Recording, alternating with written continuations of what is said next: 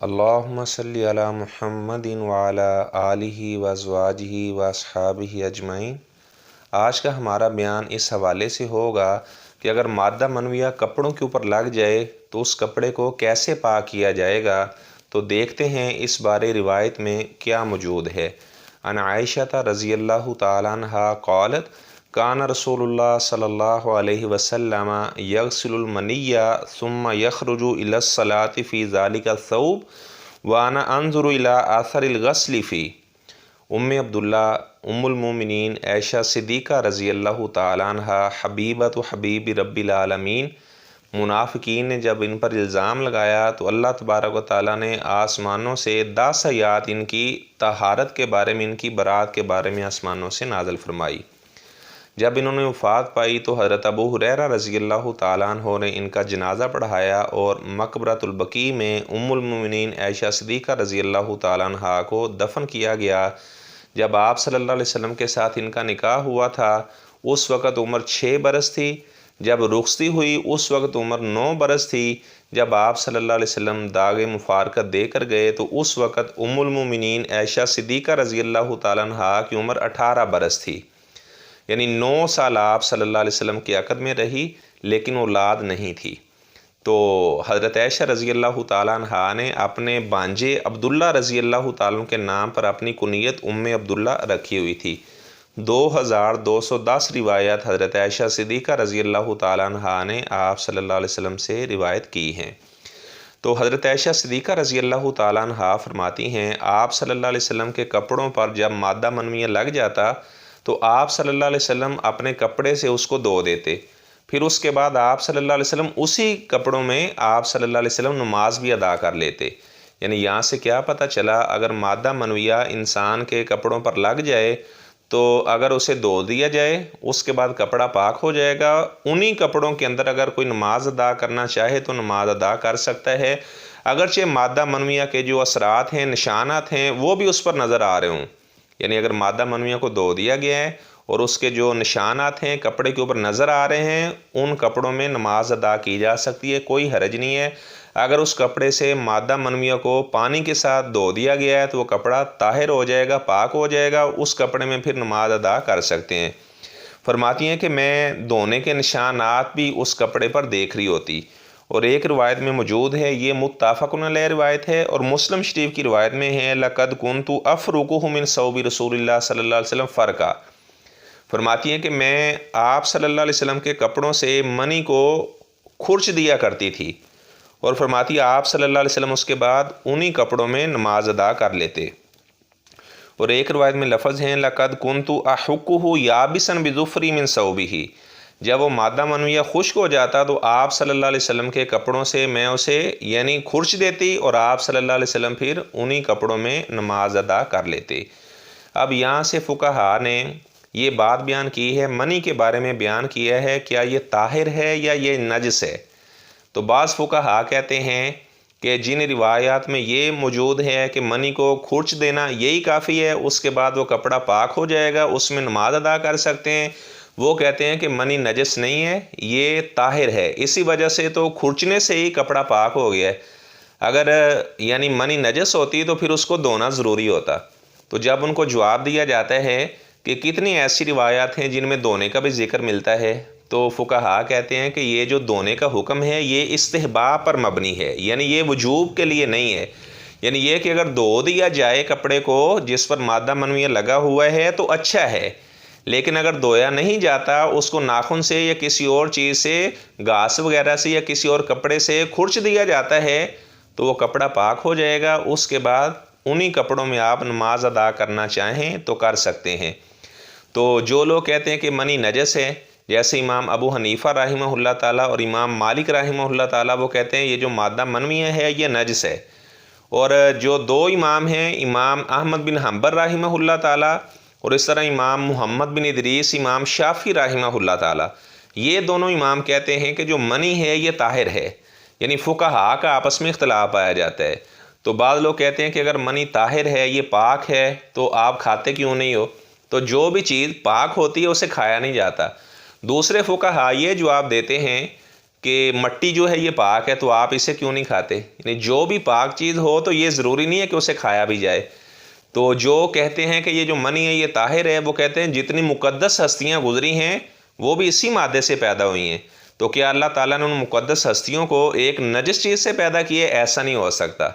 تو بہرحال یعنی فقہاء کا اس بارے میں اختلاف پایا جاتا ہے۔ قاضی شوکانی رحمہ اللہ تعالیٰ ان کا موقف یہ ہے کہ جو مادہ منویہ ہے یہ نجس ہے۔ تو بعض فقہاء کے بارے میں نے بتایا،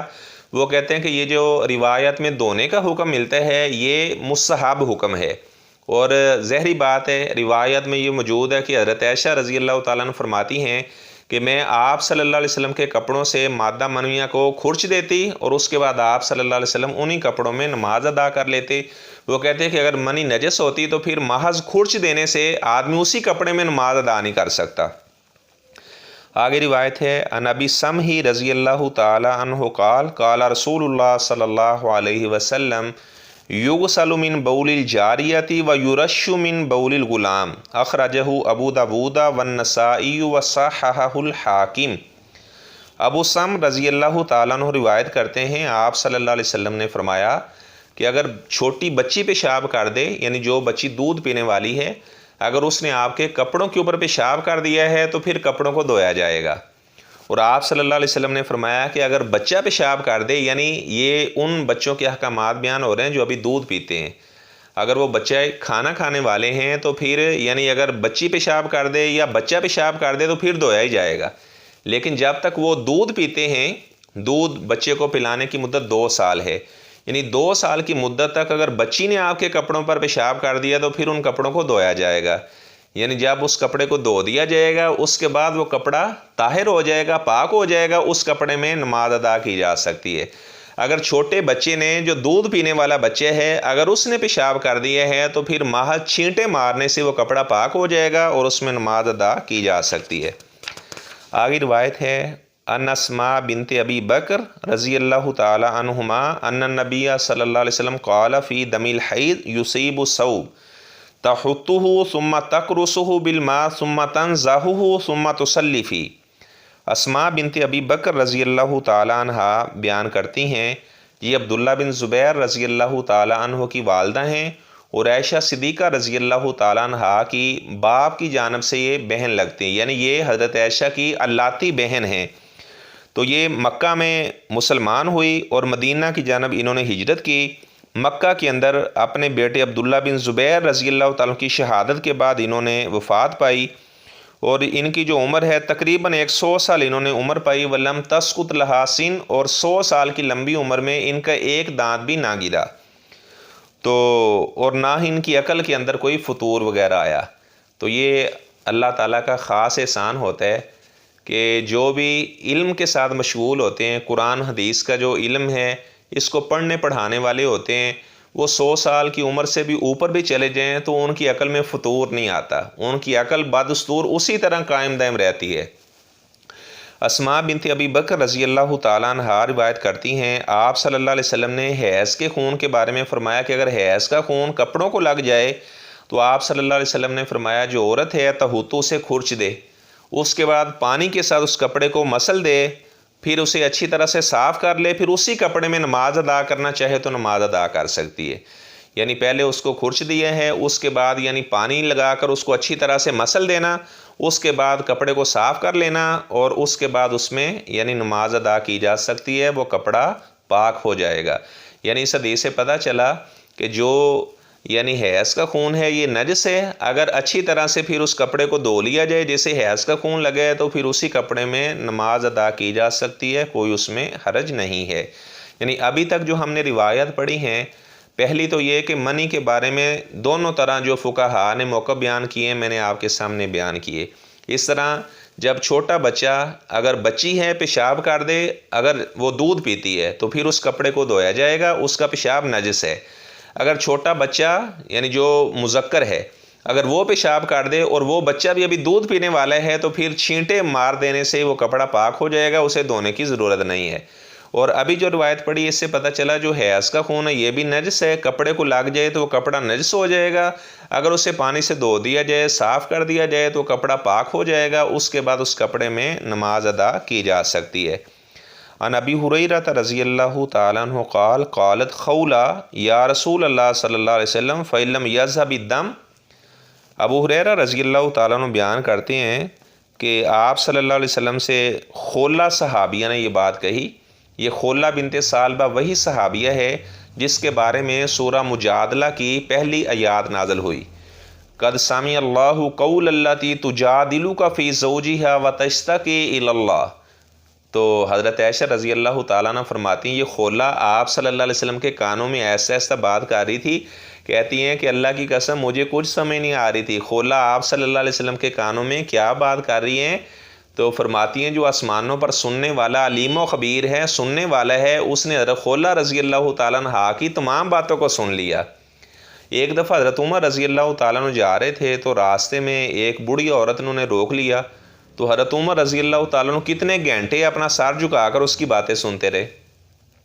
خادم نے سوال کیا، اس نے کہا کہ اس بوڑھی عورت کو آپ نے اتنا وقت دے دیا، آپ خلیفۃ المسلمین امیر المومنین ہیں، اتنی دیر آپ اس عورت کے پاس کھڑے رہے۔ وہ فرمانے لگے جس کی باتیں اللہ نے توجہ کے ساتھ سنی ہوں تو عمر کی کیا مجال ہے کہ اس کی باتیں توجہ سے نہ سنتا۔ تو جب اللہ تعالیٰ نے خولہ کی باتیں بڑی توجہ سے سنی ہیں تو اس وجہ سے عمر نے بھی اس کی باتیں توجہ سے سنی ہیں۔ تو خولہ رضی اللہ تعالیٰ عنہ نے کہا اللہ کے رسول صلی اللہ علیہ وسلم اگر یعنی کپڑے کو دھو دیا جائے اور حیض کا جو خون جس کپڑے کو لگا اسے دھو دیا گیا ہے اور نشانات نہ جائیں، نشانات باقی رہیں تو پھر تو آپ صلی اللہ علیہ وسلم نے فرمایا یکفیک الماء، پانی تجھے کافی ہے، یعنی پانی کے ساتھ آپ اسے دھوئیں۔ ولا یضر کی آثر ہو، اگر اس کے نشانات وغیرہ لگے ہوئے ہیں تو پھر آپ کو کچھ ضرر نہیں ہے، آپ اس کپڑے میں نماز ادا کر سکتی ہیں، یعنی پانی سے دھو دیا ہے۔ اس کے بعد اگر کچھ اثرات وغیرہ اس حیض کے خون کے رہ بھی جائیں تو کوئی حرج نہیں ہے، یعنی اس میں اگر نماز ادا کرنا چاہیں تو اس کپڑے میں نماز ادا کی جا سکتی ہے۔ کل انشاءاللہ